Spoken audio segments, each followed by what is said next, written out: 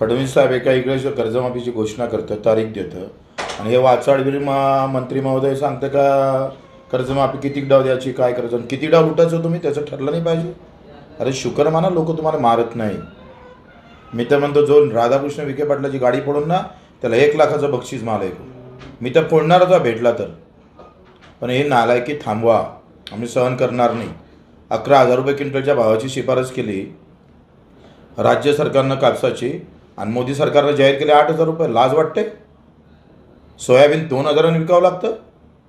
तुम्ही कापूस आयात केला, धानाले भाव नाही, कापसाले भाव नाही, तुरीले भाव नाही, केळीले भाव नाही, संत्राले भाव नाही.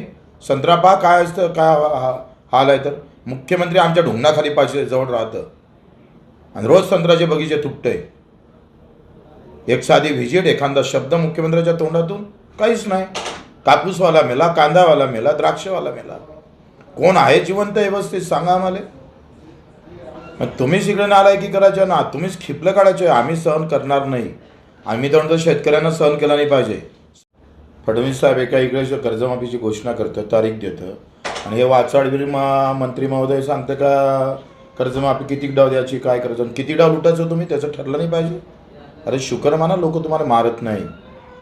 मी तर म्हणतो जो राधाकृष्ण विखे पाटलाची गाडी फोडून ना त्याला 1,00,000चं बक्षीस माल मी तर फोडणार होता भेटला तर. पण हे नालायकी थांबवा, आम्ही सहन करणार नाही. 11,000 रुपये क्विंटलच्या भावाची शिफारस केली राज्य सरकारनं कापसाची आणि मोदी सरकारनं जाहीर केले 8,000 रुपये. लाज वाटते. सोयाबीन 2,000ने विकावं लागतं. तुम्ही कापूस आयात केला, धानाले भाव नाही, कापसाले भाव नाही, तुरीले भाव नाही, केळीले भाव नाही, संत्राले भाव नाही. संत्रा पहा काय असतं, काय हाल आहे. तर मुख्यमंत्री आमच्या ढुंगणाखाली पाहिजे जवळ राहतं आणि रोज संत्र्याचे बगीचे तुटतंय. एक साधी व्हिजिट, एखादा शब्द मुख्यमंत्र्याच्या तोंडातून काहीच नाही. कापूसवाला मेला, कांदावाला मेला, द्राक्षवाला मेला. कोण आहे जिवंत व्यवस्थित सांगा आम्हाला. मग तुम्हीच इकडे नालायकी करायचं ना, तुम्हीच खिपलं काढायचं. आम्ही सहन करणार नाही. आम्ही तर म्हणतो शेतकऱ्यांना सहन केला नाही पाहिजे.